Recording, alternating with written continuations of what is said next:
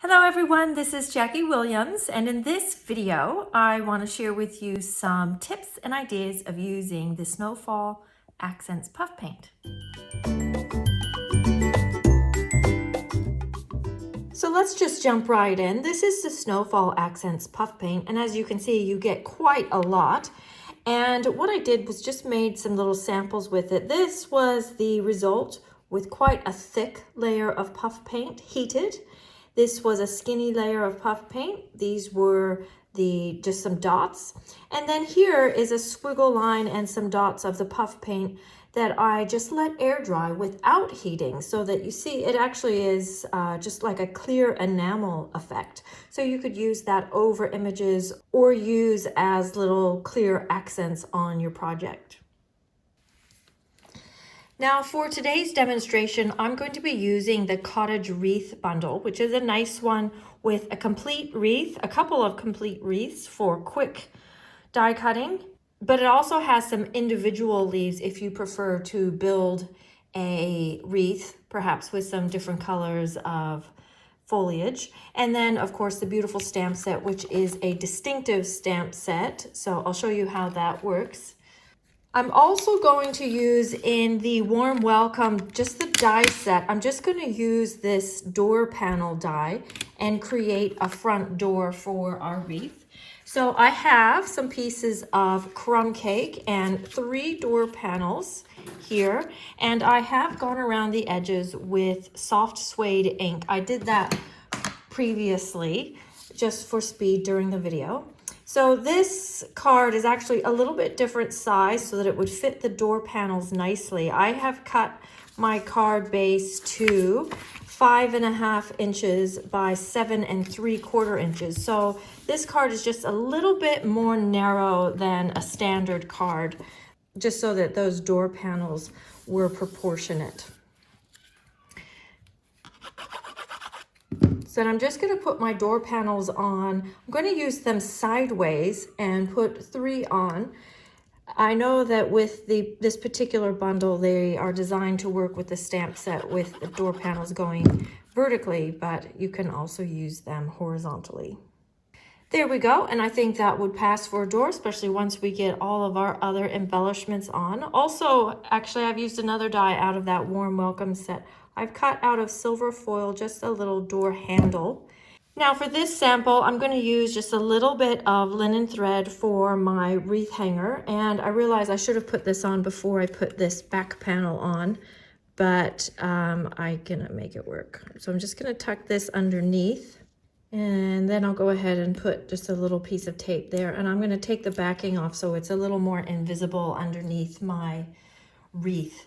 Now for the wreath, I've cut out both dies, and I've done one in Old Olive and one in Pear Pizzazz, and I'll put the larger one underneath. This one's kind of a cool die because it's got these these pop-up leaves, so you can make the die a little more dimensional if you would like. So you could use it all by itself and then just add some, embellishments or little images to it without a second layer. So I'm just going to put that on like this. And then I'm going to put this Old Olive more fine one on as well over the top. Now at this point, I want to use my Snowfall Puff Paint, and I want to have kind of a snowy look on my wreath. I could do it, or we have the option of doing it all around the wreath or just like a little bit in here. I think that I'll put some accents all around. Now, just some tips for you. This puff paint comes out quite runny, so you will want to just kind of tip it upside down and just kind of let it fall out without squeezing too much. And then I'm just going to add some of the snowfall around. And you don't want it on too evenly. And we're going to add a few more things to the wreath too. Now I'm going to use my heat tool, and you will want to have it on the number 2 setting.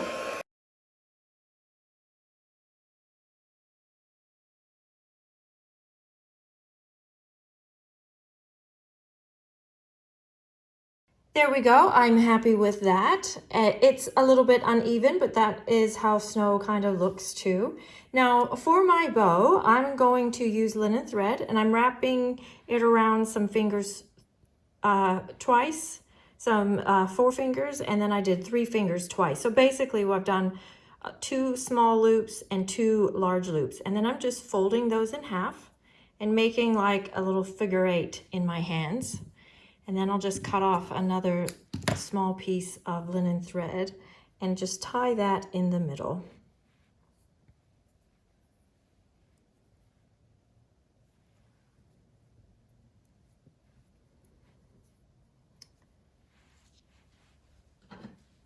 There we go. Now I just need a glue dot. And I'll add that to the top of my wreath. There we go. And I could cut those tails a little shorter. Now from here I have white embossed the Merry Christmas on black, and I've used a little label die. This one happens to come from the cracker die set, and I'm putting 2 dimensionals just in the middle so that it's just stuck down here in the middle.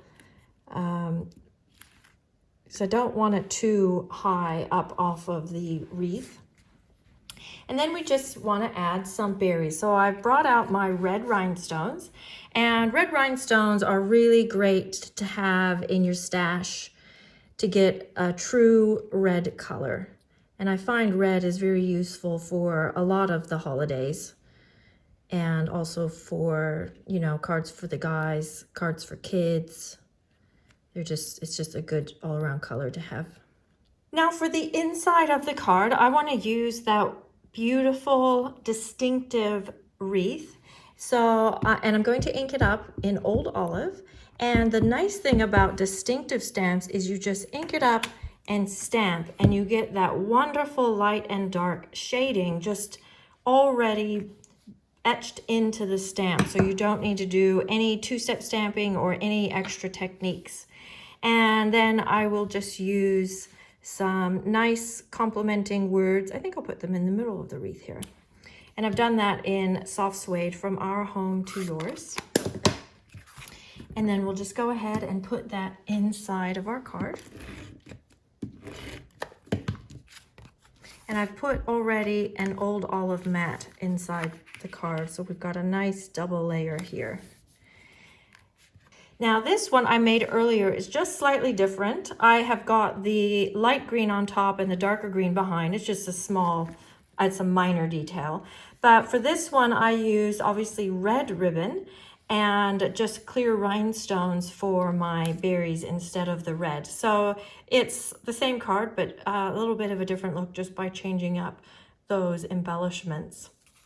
Now I have a few other samples using the Snowfall Puff Paint.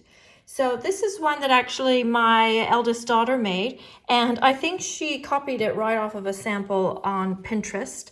So credit to that designer.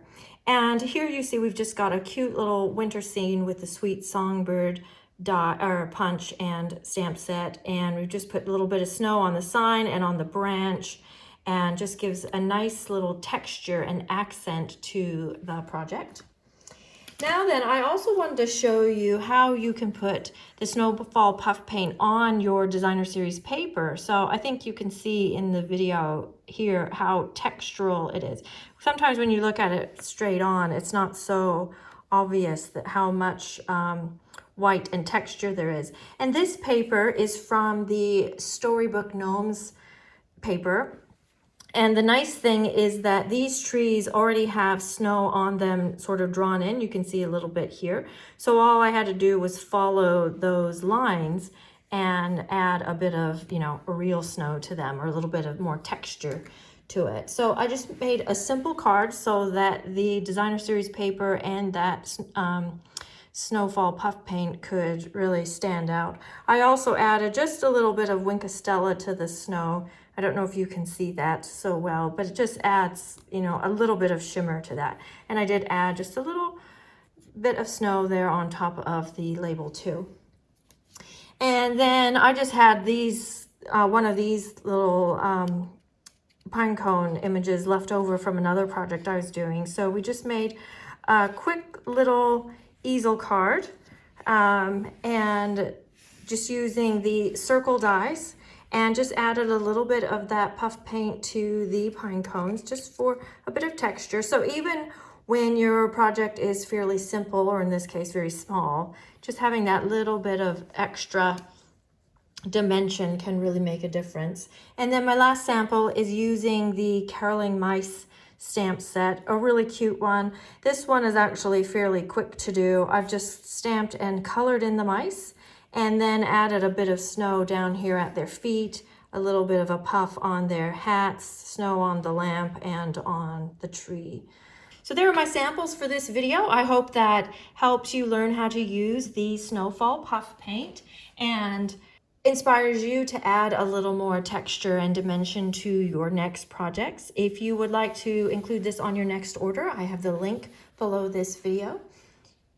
And of course, as always, I really appreciate it if you would comment, subscribe, and share this video with your friends if you think they would enjoy it too. Thanks so much for joining me. This is Jackie Williams, and I'll see you next time. Bye-bye.